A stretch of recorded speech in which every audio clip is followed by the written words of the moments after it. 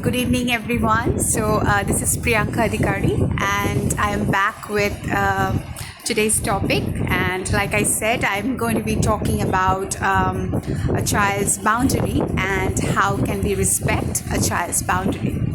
Okay, so the first point that I would like to discuss is, I think it is very important to respect a child's boundary. First of all, we should teach children to have their own boundaries, and also we should respect when a child automatically, grabs new boundaries into their personality. I think we should learn to respect it. So, for example, I want to give you, especially I want to give an example to parents and to educators, to teachers, and just those who are passionate about working with children. I just want to share my viewpoint about boundaries. It's like, so when parents are having a conversation in their room or just having their own private moments, in their room, I think a child, according to my opinion, I think a child should have the basic courtesy to knock on the door and then just ask, can I come in? And now the parents, if the parents are okay with allowing their child to get inside the room, and then it's fine to say yes. But if the parents are not okay, and when they're having an important conversation and when they're having their own very private moments, I think it is best to tell the child, hey, can you come back later? We are having a conversation. Maybe we can we can ask you to join in later. Would you like that? So we can always end the conversation with a question. We can throw something with a question so that the child answers that question. So when we say that, would you like that? Would you like us to let you come in later? So when we ask that, he knows that he has to answer that question within themselves. Okay, so when a child thinks that, okay, so I can come back later, and then he or she will automatically say, okay, all right. So they will just react in a very they will have an instant reaction, okay, no, or yes, okay, all right. So yeah. Now, if a child is not willing to respect your boundary, when you say that we are having a private conversation, can you come later? Can you come back later? So if a child says, no, I want to come inside the room right now, no, you have to be very firm with your boundary.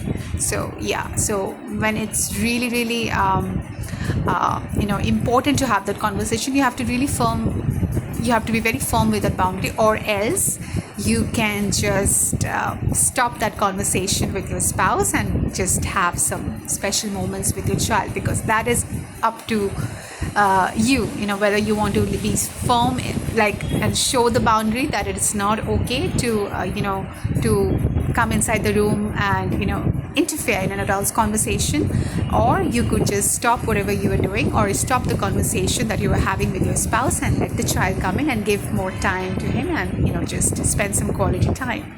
So yeah, so this is one of the example. And second, I do believe in consent. Even in my experience, even the child is 3 years old, I always ask a child, I always ask for their consent. Can I do that? Am I allowed to do this? Can I do that? Am I allowed to do that?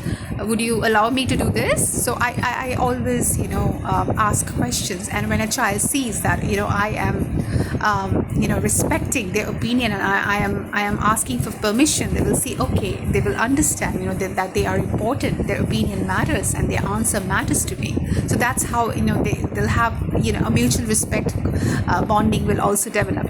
They will also learn how to respect the teacher, and because when the teacher respects the child, automatically the child will respect the teacher and also will have a strong bond with the teacher. Okay, now there is another thing I want to talk about, that because I have to be very firm with my boundaries before a child, because I have to teach how to have boundaries. So in those moments, I always tell the child, I always give this open I always have this open conversation with the child that, just because I'm a teacher, it doesn't mean that I'm always going to be right. Okay, whenever I am wrong, you must correct me. You must tell me this. Okay, whenever I'm wrong, you must tell me, no, teacher, this is wrong. You should correct it. So, whenever I have said this, whenever I've allowed this conversation with a child, a child has always pointed me out my mistakes, and I get thrilled with those reactions. When I get those reactions from a child, when they are reasoning in their own mind, okay, my teacher is wrong, my teacher has done a mistake, so I must tell them. So that is allowing them, just to open their voice, to voice their opinion, that they are allowed to tell even a teacher that, teacher, you are wrong, I think you should correct it. It doesn't mean, according to me, just because you're a teacher, it doesn't mean the teacher has to be like 100% right in everything. No, that is absolutely a wrong ideology. Just because we are teachers, it doesn't mean that we know everything. So I am always, in my experience, I'm always ready to learn from a child and have their opinions. So that's how boundaries develop, and that's how even the character develops.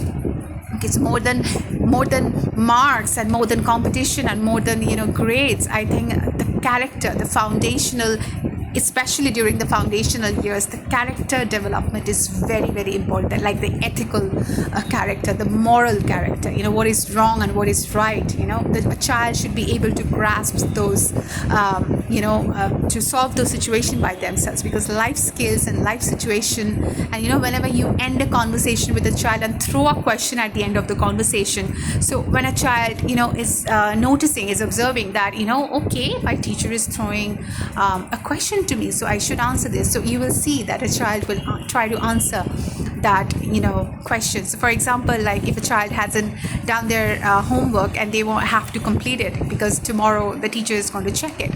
So when a child tells you, no, I don't want to do any homework, I don't feel like, no. So in those during those moments, you have to be very tactful and say that, okay, but tomorrow is a big day, your teacher is going to check your notebook, so do you want to have some consequences? Do you want to be scolded by the teacher in front of your friends? Do you really want that?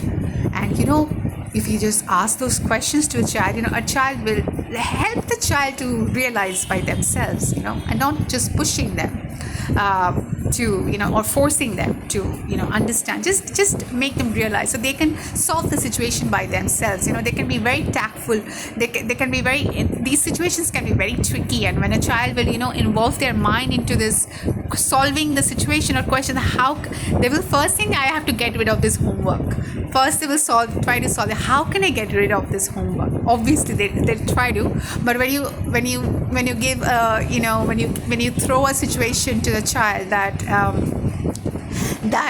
do you want your teacher to scold you in front of all your friends? Do you want to be in trouble? Do you really want to be in trouble? Just end the conversation with a question, and they will analyze it. They will learn to solve those situations with solve those questions with specific answers. And when a child realizes, no, I have to complete my homework, else I'll be in trouble, or I'll get scolded in front of my friends. I don't want that. So the child will finish up their homework. In my experience, I've seen that this works. Whenever you just throw a question to them, and when they try to solve it. So these tiny little things, in daily lives, it really shape a child's character. And boundaries. Well, we all have learned about good touch and bad touch. We all know that. Of course, that is very, very important, that a child should be aware of what is a good touch and what is a bad touch, and most importantly, what is acceptable and what is not acceptable in a situation.